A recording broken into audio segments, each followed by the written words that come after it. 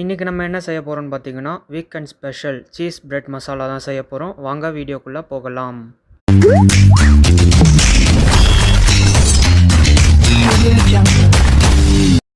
இதுக்கு நம்ம கடலை மாவு 100 கிராம், அரிசி மாவு 100 கிராம் எடுத்துருக்கோம்.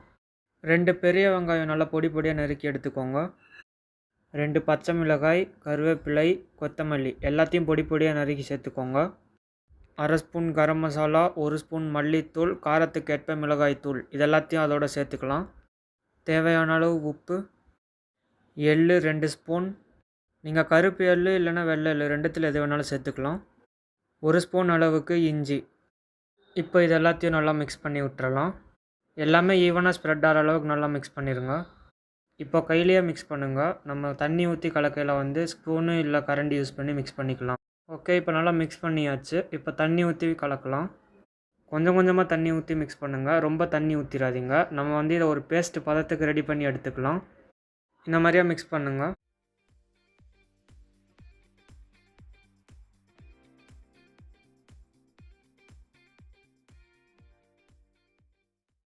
இந்த பதத்துக்கு நல்லா மிக்ஸ் பண்ணி எடுத்துக்கோங்க. பேஸ்ட் மாதிரி இருக்கணும். இந்த மாதிரி எடுத்து ஊற்றி பார்த்தா இப்போ நான் சொன்ன அளவு 8 ப்ரெட்டுக்கு வரும். சீஸ் க்யூப்ஸ் இருந்தால் போடுங்க, இல்லாட்டினா வேண்டாம். நம்ம இன்றைக்கி 2 சீஸ் க்யூப்ஸ் எடுத்துருக்கோம். இது எல்லாத்தையும் நல்லா துருவி எடுத்துக்கலாம்.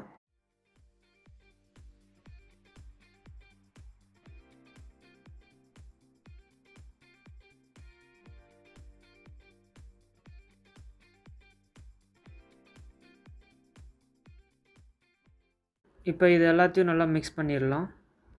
இந்த மாதிரி நல்லா மிக்ஸ் பண்ணிடுங்க. இப்போ தோசைக்கல் அடுப்பில் வச்சு ஸ்டவ்வை பற்ற வச்சுருங்க. ஆயில் கொஞ்சம் ஊற்றிக்கோங்க. நீங்கள் நெய் இல்லை பட்டர் கூட யூஸ் பண்ணிக்கலாம் இன்ஸ்டெட் ஆஃப் ஆயில்.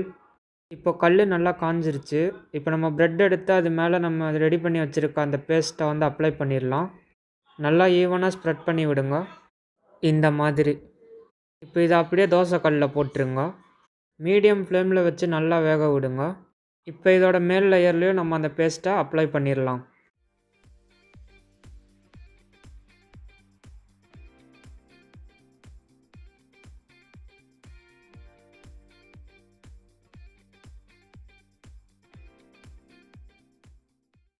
இப்போ இது நல்லா வெந்திருக்கும். இப்போ இதை திருப்பி போட்டுடலாம். இதை நம்ம மீடியம் ஃப்ளேமில் வச்சு தான் வேக விடணும், இல்லைனா மாவு நல்லாவே வேகாது.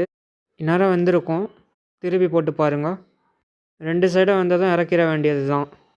இப்போ நல்லா வெந்துருச்சு, இறக்கிடலாம். இந்த மாதிரி கட் பண்ணி சர்வ் பண்ணால் அட்டகாசமாக இருக்கும். இதை நம்ம தனியாக சாப்பிட்டாலே நல்லாயிருக்கும். அப்படி இல்லைனா கூட சாஸ் இல்லை மயோனைஸ் வச்சு சாப்பிட்டாலும் நல்லா தான் இருக்கும். சரி வாங்க, இப்போ நம்ம இதை டேஸ்ட் பண்ணி பார்த்துடலாம். அட்டகாசமாக இருக்கே.